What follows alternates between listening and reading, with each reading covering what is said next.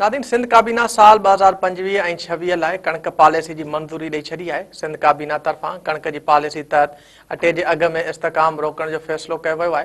क़ीमतनि में इज़ाफ़े सबबि हिकु ॾहाई 265 मिलियन मैट्रिक टन कणक फ्लोर मिल्स ऐं चकियुनि खे जारी थींदी। वधीक तफ़सील लाइ असां टेलीफोन लाइन ते मौजूदु आहे मेहरान टीवी जो रिपोर्टर कमर मेमण। जी कमर, छा तफ़सील आहिनि?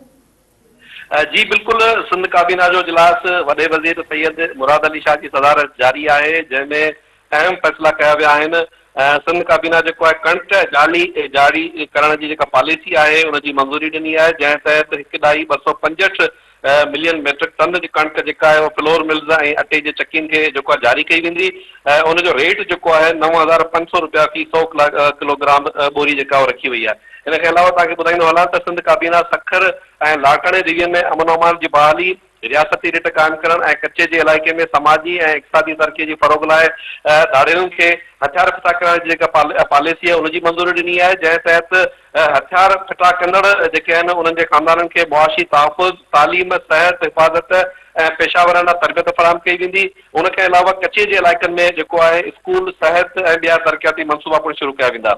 इनखे अलावा तव्हांखे ॿुधाईंदो वञा त सिंध काबीना urban immovable property tax assessment system खे जेको आहे सालियाने रिटेल वैल्यू खां कैपिटल वैल्यू जी बुनियाद ते मुंतक़िल करण जी मंज़ूरी ॾिनी आहे, जंहिंसां जनवरी 2026 ताईं जेको आहे 20 लख खां बि वधीक जेके नयूं जाइदादूं आहिनि उन्हनि खे टैक्स नेट में शामिल कयो वेंदो। इनखे अलावा सिंध काबीना सूबे में म्यूनिसिपल, यूनियन काउंसिल ऐं टाउन सतह ते जेके मौत जा सर्टिफिकेट हुआ जंहिंजी फीस हुई उन्हनि जी रजिस्ट्रेशन फीस जेका ख़तमु करण जी मंज़ूरी ॾिनी आहे। इनखे अलावा काबीना सिंध एंटरप्राइज़िस डेवलपमेंट फंड जे बोर्ड ऑफ डायरेक्टर जी नए सिर जोड़ो जक जी मंज़ूरी ॾिनी आहे, जंहिंखे जेको हुन खां पोइ हुनजो चेयरमैन जेको आहे सूबाई वज़ीर सलाहकार या ख़ासि मुआविन हूंदो।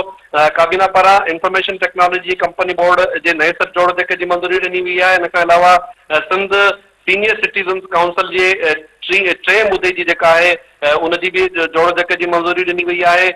काउंसिल इनखां अलावा जेको आहे काउंसिल जेको आहे बुज़ुर्ग शहरियुनि जे फलाह बहबूद बाबति पंहिंजूं तजवीज़ूं पेश कंदी, जंहिं ते काबीना जेको मंज़ूरी ॾींदी ऐं हुन ते अमल दरामद करायो वेंदो। इनखे अलावा तव्हांखे ॿुधाईंदो वञा त पाकिस्तान स्टील मिल जे Aghosh special children higher secondary school जो कंट्रोल जेको आहे पाकिस्तान स्टील मिल खां वठी सिंध हुकूमत खे मुंतक़िल करण जी मंज़ूरी ॾिनी वई आहे ऐं उनजे लाइ उनजे ख़र्चनि लाइ जेको आहे 5 करोड़ 34 लख रुपयनि जी मंज़ूरी पिणु ॾिनी वई आहे। इनखे अलावा तव्हांखे ॿुधाईंदो हलां त left bank out fall drain जेको LBOD जेके चइबो आहे उनजे 78 जेके कॉन्ट्रेक्टी मुलाज़िम हुआ जिन जो वॾे अरसे खां मसइलो हलंदड़ हो उनखे काबीना जेको आहे मुस्तक़िल करण जी मंज़ूरी ॾेई छॾी आहे।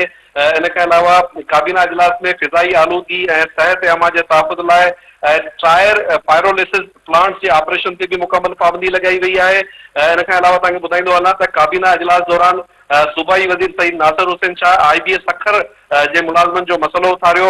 वॾे वज़ीर इजलास में ॿुधायो त IBS सखर जे मुलाज़िमनि जा मसइला जेको आहे उहो हल कया वेंदा ऐं उन हवाले सां ख़ातिरी कराई। काबीना जो इजलास जेको आहे हिन वक़्तु जारी आहे, जंहिंमें ॿियनि जेके एजेंडा आइटम्स आहिनि उन्हनि ते गौर कयो पियो वञे। जी कमर, अवां जी महिरबानी।